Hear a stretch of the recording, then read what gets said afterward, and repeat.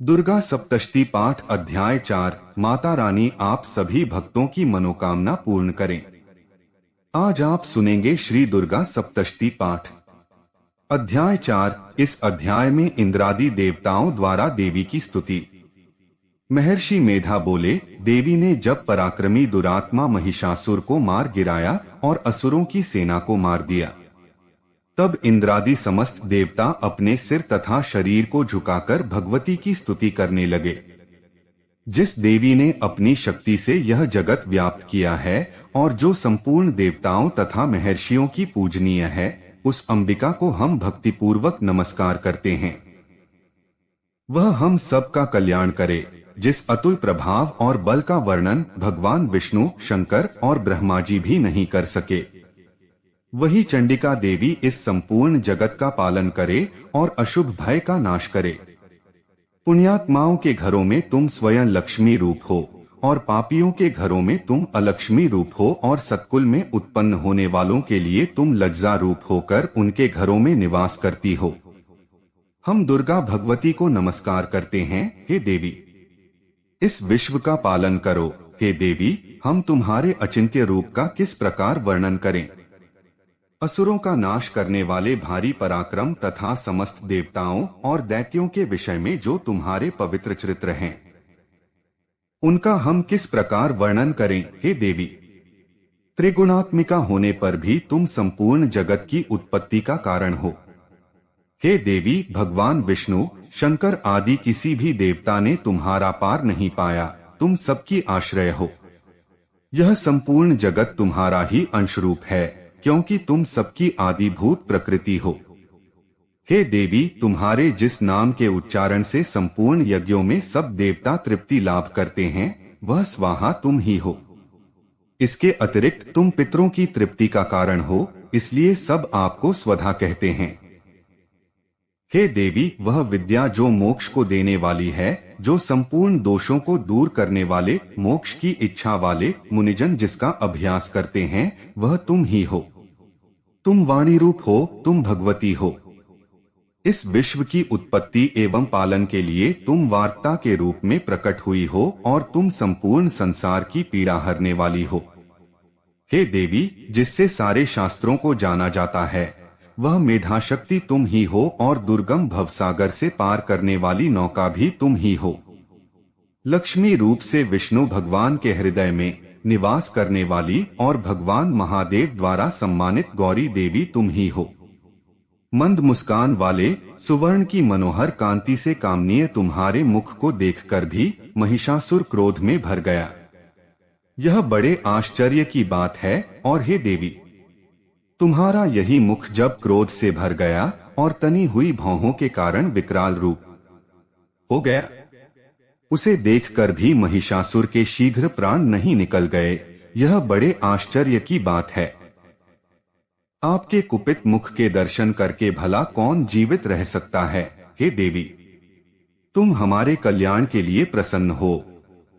आपके प्रसन्न होने से इस जगत का अभ्युदय होता है, और जब आप क्रुद्ध हो जाती हैं तो कितने ही कुलों का सर्वनाश हो जाता है।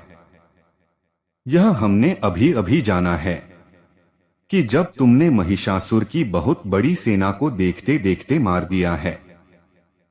हे देवी, सदा अभ्युदय देने वाली तुम जिस पर प्रसन्न हो जाती हो, वही देश में सम्मानित होते हैं।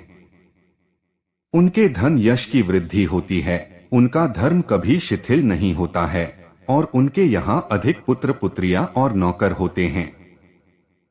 हे देवी, तुम्हारी कृपा से ही धर्मात्मा पुरुष प्रतिदिन श्रद्धापूर्वक यज्ञ करता है और धर्मानुकूल आचरण करता है, और उसके प्रभाव से स्वर्गलोक में जाता है। क्योंकि तुम तीनों लोकों में मनवांछित फल देने वाली हो। हे माँ दुर्गे, तुम स्मरण करने पर संपूर्ण जीवों के भय नष्ट कर देती हो, और स्थिर चित्त वालों के द्वारा चिंतन करने पर उन्हें और अत्यंत मंगल देती हो। हे दारिद्र्य दुख नाशिनी देवी, तुम्हारे सिवा दूसरा कौन है। तुम्हारा चित्त सदा दूसरों के उपकार में लगा रहता है। हे देवी, तुम शत्रुओं को इसलिए मारती हो कि उनके मारने से दूसरों को सुख मिलता है। वह चाहे नरक में जाने के लिए चिरकाल तक पाप करते रहे हों, किंतु तुम्हारे साथ युद्ध करके सीधे स्वर्ग को जाएं।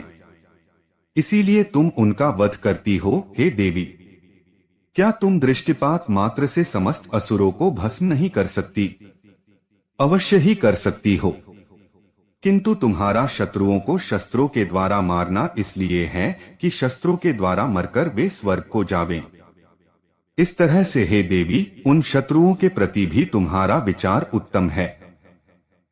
हे देवी, तुम्हारे त्रिशूल की नोक की कांति की किरणों से असुरों की आंखें फूट नहीं गई।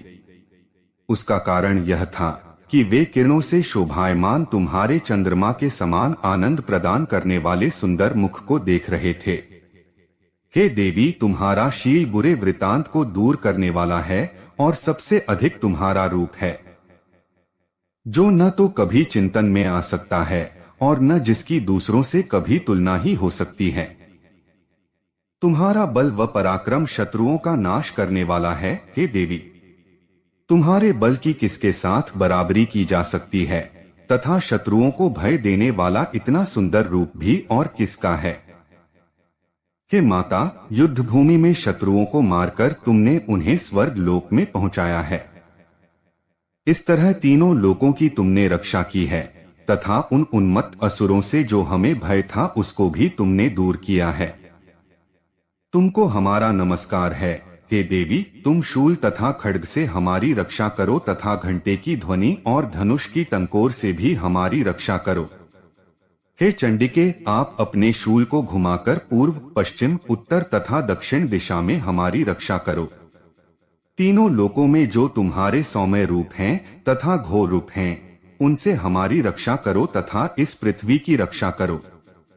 महर्षि बोले कि इस प्रकार जब सब देवताओं ने जगत माता भगवती की स्तुति की और नंदवन के पुष्पों द्वारा उनका पूजन किया, और फिर सबने मिलकर जब सुगंधित धूपों द्वारा उनको सुगंधि निवेदन की, तब देवी ने प्रसन्न होकर कहा, हे देवताओं, तुम सब मुझसे मनवांछित वर मांगो। देवता बोले, हे भगवती, तुमने हमारा सब कुछ कार्य कर दिया, अब हमारे लिए कुछ भी मांगना बाकी नहीं रहा, क्योंकि तुमने हमारे शत्रु महिषासुर को मार डाला है।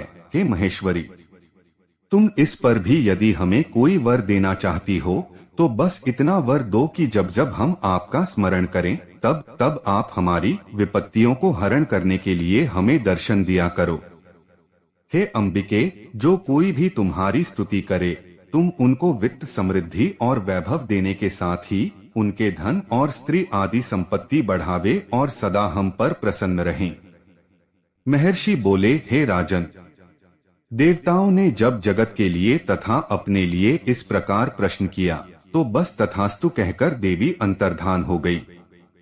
हे भूप, जिस प्रकार तीनों लोकों का हित चाहने वाली यह भगवती देवताओं के शरीर से उत्पन्न हुई थी, वह सारा वृतांत मैंने तुझसे कह दिया है, और इसके पश्चात दुष्ट असुरों तथा शुंभ निशुंभ का वध करने और सब लोकों की रक्षा करने के लिए जिस प्रकार गौरी देवी के शरीर से उत्पन्न हुई थी, वह सारा वृतांत मैं यथावत वर्णन करता हूँ।